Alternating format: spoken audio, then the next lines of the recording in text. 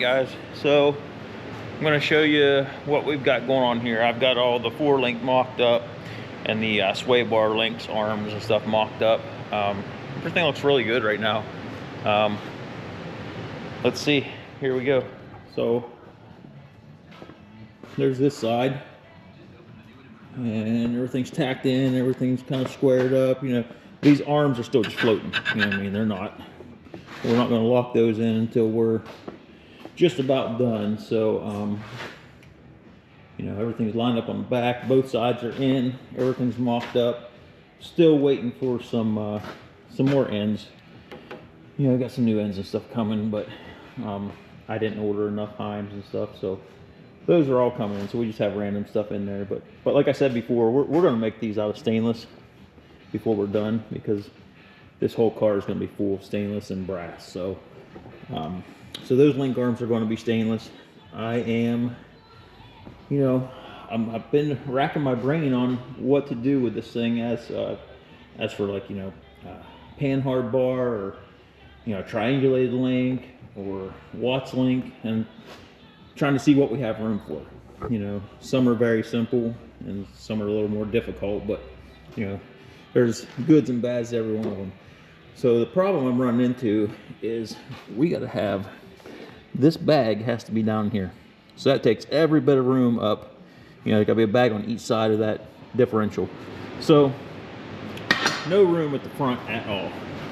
At the rear, we have some room, but what we got to watch is we need to get a fuel tank down here. We have like 9 inches from the back of the rear end to the back of the car we can get a fuel tank in. So not a lot of room there. So I was hoping not to use this space back here, but we're going to have to, I think. I think, you know, everything else, we're just out of room. So unless I shorten it up front and don't put my seat back as far, then we could, you know, throw a fuel tank maybe up in this area somewhere. But I'm going to lose 6-7 inches easy just trying to get a fuel tank in there. And I really don't want to be sitting on top of a fuel tank anyway. So anyway, we're going to figure out how to get in here. We may end up having to make a custom tank for this. Actually, I'm pretty positive we're going to have to make a custom tank for this, because we're going to try to utilize every ounce of room we have back here for a fuel tank once we're done.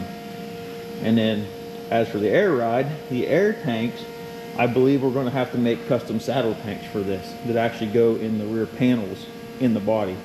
So, or since we're going to have room up where the original fuel tank went, up under the dash, we might be able to put an air tank up under there. So either way, we'll figure that out as we go. That's how I work. You know, I do something and then figure out how to get around it with everything else. So this is what we got right now. What I am planning at the moment is to do a Watts link. We're going to bring a Watts link off of the rear end. You know, we're going to come out here with the center of the Watts link. If you've ever seen a Watts link, if you haven't, you know, keep watching. We're going to show you. Anyway, Watts link will sit in here, turn that way, one link on top, one link on bottom. So I didn't want to bring links off. I didn't want to bring, you know, uprights off this frame or whatever. Trying to figure out how to not make it look all big and chunky back here when you open the trunk. First thought was maybe go something like this.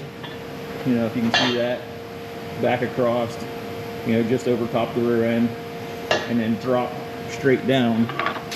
So we would drop down like this, and then bring our Watts links, you know, off of this section on both sides. And I don't know, that's going to look pretty big and chunky to me. And I thought about putting some, you know, some holes in it, make it look decent when you open the trunk. But then I was thinking, I think what I'm going to do is actually round tube down through here, do a little round tube work in this thing, and then we can exit in the back. So maybe I'm going to work on that a little bit and try to get some ideas in my head and get some tubing bent here. You know, most of the tools I work with are fairly primitive stuff, but I do have a nice tubing bender. You know, when I built ATV chassis and stuff, so I do have a nice tubing bender for that. So I'm gonna bring a couple mock-up pieces out, and so basically we're gonna run a cross member back here just on the outside of the rear end, you know, so you can kind of see that. This middle cross member is going to leave. That was a temporary cross member just to hold the rear end housing up and in place and stuff. So we're going to do away with that one, put another one right behind the rear end. That way, when we run our tubing, or if we do rectangle, whatever, we're going to run it across here, we're going to turn it down, and we're going to tie it into a cross member right here. So that is kind of what I'm thinking right now. I'm gonna look at some things. More than likely, we're gonna have to relocate the breather. Not a big deal. Take it out, we'll tap it somewhere else and relocate it. But maybe we'll just do it on the side of the housing or something. Anyway, because it's gonna be, we gotta keep it low. It's gonna be really close. But also, what this is gonna let us do is, you know, when you let your rear end and stuff all the way down, when you let the car all the way down, you don't want to run the airbag clear to the bottom. You don't want to bottom out your airbags. It's just not good for them. So you always want to leave a little bit of collapse left in the bag as you try to leave like a ½ inch or so. So what that's going to do though is if we get on a hillside or a hump on one side of the car and I let this thing down, when the frame hits the ground, the axle tube is going to be really close to my wheel well. Like it's going to be almost right against it when this car is dropped. So if I get a high spot under this tire and we drop it down, that axle tube is going to hit my body. It's going to hit the wheel well. We don't want to do that. That's just not going to be good. You know, we're not going to try to tear body panels up when we drop this thing on the ground. So what this is going to let us do, and I didn't have any plans to go over top this with a piece of frame, but what we can do with this is when we come over this here, over top the axle, we can put a nice rubber bump stop in here. So we can do an adjustable rubber bump stop underneath there, unscrew it, so that thing will only go up so far. If we're on a high spot, it won't matter. It'll go up against the bump stops on both sides, and even if the frame doesn't quite lay flat on the ground, that's better than tearing a fender up. So, you know, there's a multiple, you know, good things can come out of this. So, anyway, I'm gonna rack my brain here just a little bit and decide which way I want to go. Either way, we got to kind of make it look nice, look cool. And hell, I don't know, maybe I'll use stainless tube to go down through here too. But I'm going to look at some of this stuff and decide which way to go. And you know, it's just got to look good when we open the trunk. Some stuff with the stainless steel. So this is stainless steel pipe. It's Schedule 40 pipe. I believe it's 1 inch Schedule 40. But I picked this stuff up real cheap. They had a bunch of overstock, and I bought a bunch of pieces. I think they're like 60 inches long or something. So I'm going to tinker with it, but the problem with pipe is it's not round, you know what I mean? It's off. So, you know, tubing, nice, kind of perfectly round. Pipe, not so much.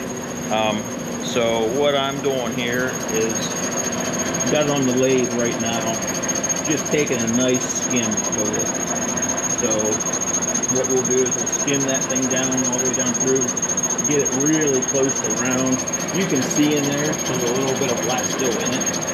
But after I'm done with that, I'll leave that thing in the lathe, keep turning it, and then we'll use, right here, we'll use that little, I guess you'd want to call it a belt sander or whatever, just a cheap Chinese, you know, belt pipe tubing sander. And then I'll spin it in the lathe, and then I'll sand it with that thing as it's turning, and we'll get that thing polished up really nice before we bend it. Because once you bend it and then you try to polish this up, good luck. That's going to take forever. You know, like I said, it's not perfect stuff. It's got kind of a rough cast coating on it, and you know, seems like the easiest way for me to do it. I don't know. We're gonna get this thing polished up, and then I'm going to practice some bends with it. The bad thing is I'll probably end up messing up a couple of bends before I get it where I want it. So we have to do this process, because if I happen to do a bend and it comes out perfect, then I don't have it polished up. So it's part of it, I guess.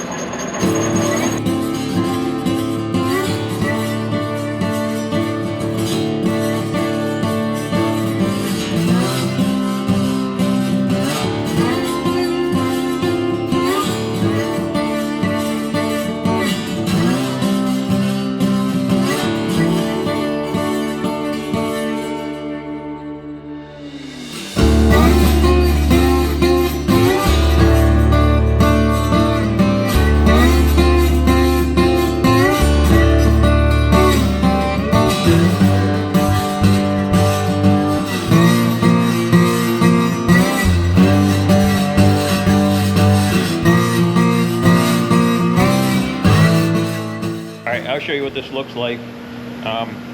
It's really hot right now for trying to buff it and stuff out, and so I'm going to let it cool off a bit and then do kind of a final polish on it.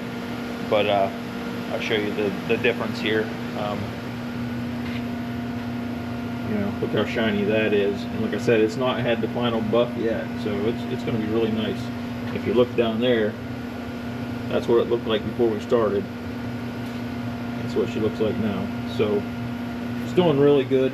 I'm going to let this cool down. I'm going to do a final quick buff on it. It doesn't have to be perfect. I mean, we don't need a mirror finish on this stuff. Just want it to look nice when we open the trunk.